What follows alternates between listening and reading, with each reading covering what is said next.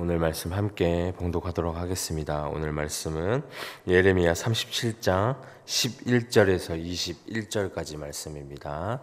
예레미야 37장 11절에서 21절까지 말씀입니다.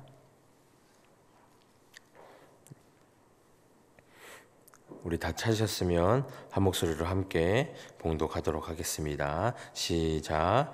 갈대아인의 군대가 바로의 군대를 두려워하여 예루살렘에서 떠나매 예레미야가 베냐민 땅에서 백성 가운 분깃을 받으려고 예루살렘을 떠나 그리로 가려 하여 베냐민 문에 이른즉 하나냐의 손자요 셀레마의 아들인 이리야야 이름하는 문지기의 우두머리가 선지자 예레미야를 붙잡아 이르되 내가 갈대인에게 항복하려 하는도다.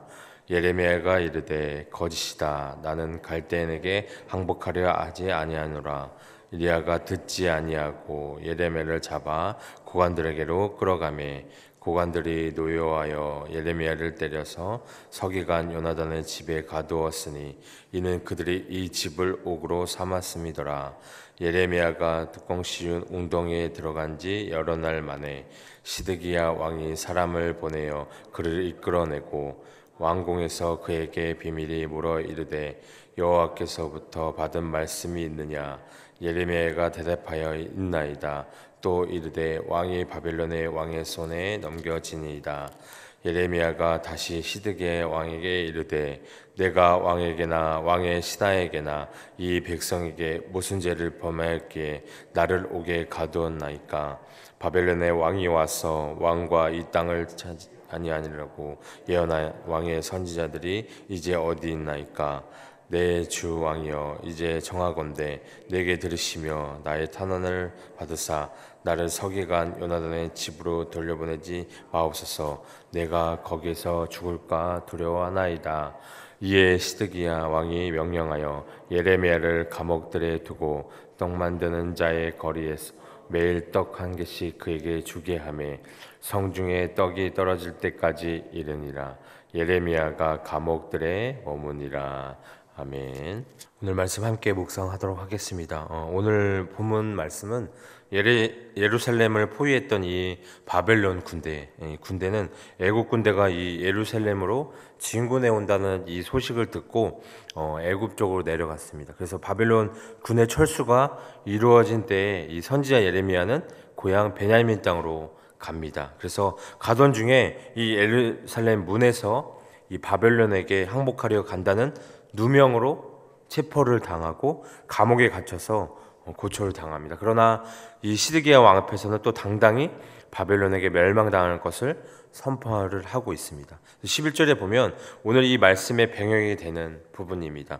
바벨론 사람들을 갈대아라고 말하고 있고 바로 군대는 이집트의 군대를 이야기를 하고 있습니다. 이것은 역사적인 사건으로 BC 586년에 시드기야 왕이 이집트의 왕에게 요청을 하고 자기를 도와달라는 요청 속에서 이집트가 군사를 보내게 됩니다. 그래서 물론 이 이집트도 이집트 나름대로의 마음이 있었을 것이에요. 그런데 이번 기회를 통해서 북방 진출을 해야겠다는 생각을 했을지도 모른다는 것입니다. 그래서 찾아오는 것을 보고 이 바벨론 그 왕의 군사들은 잠깐 피하게 됩니다. 근데 작정상 후퇴가 됩니다. 그냥 무조건 싸우기에는 이 이집트라는 나라가 강대국이었기 때문에 그들에게는 모두 두려움이 있었다는 것입니다. 이 시드기야 왕에게도 두려움이 있었고 그리고 이집트 바로 군대에게도 두려움이 있었다는 것입니다. 왜냐하면 이 바벨론이라는 큰 나라와 싸운 적이 없기 때문입니다. 근데 그리고 이 바벨론 왕의 군사들에게도 두려움이 있었을 것이에요. 이것은 다 세상적인 두려움이라는 것입니다. 그래서 이 두려움 속에 사람들은 늘 고민하죠. 어떻게 하면 이 두려움을 빨리 이겨낼 수 있을까? 이런 생각을 한다는 것입니다. 어떻게 하면? 그래서 하지만 그것은 다른 사람을 죽이기 위한 생각들이고 두려움이라는 것이에요. 죽이기 위한 생각들 속에서 이 시드기야 왕은 정말 자기가 구원받을 수 있다는 사실을 계속 믿을 수 있을까요? 우리가 이 세상에서 어려움을 경험할 때 정말 하나님이 도와주신다는 믿음 말고 이 세상이 나를 도와줄 수 있을 것이다. 이 세상의 사람들이 나를 도와줄 수 있을 것이야. 라는 그 생각이 정말 우리 여러분들을 평안하게 만들 수 있을까요? 우리는 이 시드기야 왕처럼 그렇게 두려워하고 여러 가지 방법을 생각하지 않게 되기를 오늘 이 시간 소망합니다. 우리 앞서 나온 시드기야 왕에게서 세 가지 실수와 잘못이 있었음을 알게 됩니다. 첫 번째로 그는 하나님을 두려워하지 않았다는 것이, 하나님의 말씀을 들었지만 하나님을 두려워하지 않는 그런 마음을 가지고 있었다는 것이, 하지만 그는 사람을 두려워하는 마음을 가지고 있었다는 것입니다. 이 세상과 사람을 두려워하는 마음은 우리에게 유익이 되지 않는다는 것이에요. 우리를 흔들어 놓고 우리를 힘들게 만든다는 것입니다. 또한 그는 하나님을 두려워하지 않고 세상을 두려워하고 사람을 두려웠기 때문에 자기가 이 도움을 받을 수 있는 것이 세상과 사람이라고 생각을 했다는 것이에요. 이러한 실수를 이 시드기야 왕은 하고 있다는 것입니다. 12절과 13절에 보면 이 바벨로니아 군대가 예루살렘을 포위하고 있었을 때 당연하게 이 예루살렘 사람은 성 밖으로 나갈 수 없었어요. 하지만 이 바벨론 군대가 약 3개월 동안 포위를 풀었을 때는 비교적 자유롭게 성 밖을 나갈 수 있었습니다. 그때 이 예레미야 선지자는 이 집안의 상속 재산을 받을 일이 있었어요. 그래서 고향 아나돗이 있는 베냐민 땅으로 향했습니다. 그래서 이 아나돗은 이 예루살렘 북동쪽으로 약 4km 정도 떨어진 곳에 위치하고 있었습니다. 이 예루살렘 성 북쪽에 있는 이 큰 성문인 베냐민 문을 통과해야 고향으로 갈 수 있었어요. 근데 그 문을 통과하지 못하고 수문장인 이리야라는 사람이 이 예레미야 선지자를 붙잡고 말하기를, 당신은 지금 바벨로니아 군인들에게 항복하러 가고 있다. 억지로 짐작해서 모함을 했다는 것이에요. 이 예레미야 선지자가 평소에 바벨로니아에게 항복해야 살 수 있다고 전한 메시지를 오해해서 조국을 배반하고 조국을 이 바벨론에게 팔아 넘기려고 가고 있다고 하는 자신의 생각으로 굳게 믿고 있었다는 것이에요. 그래서 14절에 15절에 보면 이 말을 듣고 예레미야가 바벨론에 항복하려 하지 않는다고 하였습니다. 그래서 예레미야는 이 바벨로니아 진영으로 투항하려 가는 사람이 아니라고 하였어요. 그는 상속 재산을 받으려고 간다고 하였습니다.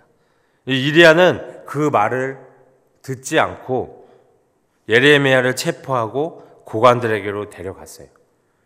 그 고관들은 예레미야에게 반역자라고 화를 내고 그를 또 때렸습니다. 그들은 예레미야가 바벨론에게 망한다고 한 말에 대해서 예레미야를 정말 친 바벨론자로 몰았다는 것입니다. 그래서 이 예레미야는 유다의 죄를 책망한 것이지만 그들은 죄를 보지 못하고 그냥 그 현상만 봐왔다는 것이에요. 현상만을 보는 자는 본질을 보는 자를 핍박한다는 것입니다. 그래서 이 서기관 요나단의 관저에 있는 구치소에 예레미야를 감금을 시킵니다. 그때는 그 집이 감옥으로 사용됐기 때문이에요. 16절과 17절에 보면 그곳에 그 지하 감옥이 있었는데 예레미야는 거기에 들어가서 오랫동안 갇혀 있었습니다. 하루는 이 시드기야 왕이 사람을 보내서 예레미야를 왕궁으로 데려와서 그에게 은밀히 물어보았습니다. 주님께서 무슨 말씀을 하신 것이 없냐고 물어봤습니다. 그리고 그는 예레미야를 하나님의 종으로 인정하고 예레미야를 통해서 하나님의 뜻을 알고 싶었어요. 그래서 그때 예레미야는 있다고 말했습니다. 예레미야가 계속해서 임금께서는 바벨로니아 왕의 손아귀에 들어갈 거라고, 시드기야에게 잡혀가기 전에 회개하라는 말씀입니다. 18절 19절에 보면 예레미야는 시드기야 왕과 개인적으로 만나는 기회를 이용해서 서로 요구하는 질문이라기보다는 비난이나 책망이 담긴 질문입니다. 내가 왕에게나 왕의 신하에게나 이 백성에게 무슨 죄를 범하였기에 나를 옥에 가두었나이까 라고 이야기하고 있습니다. 예레미야는 왕뿐만 아니라 왕의 신하들과 유다 백성 누구에게도 잘못을 범하지 않았다고 자신의 무죄를 주장을 하고 있습니다. 이 예레미야는 자신을 옥에 가두기로 한 이 고관들의 결정에 왕도 함께 연루되었음을 분명하게 주장을 하고 있습니다. 이 이스라엘에서도 왕은 최고 재판관이었어요. 왕이 모르는 신하들만의 결정이라면 왕은 이를 바로잡아야 할 의무가 있었다는 것입니다.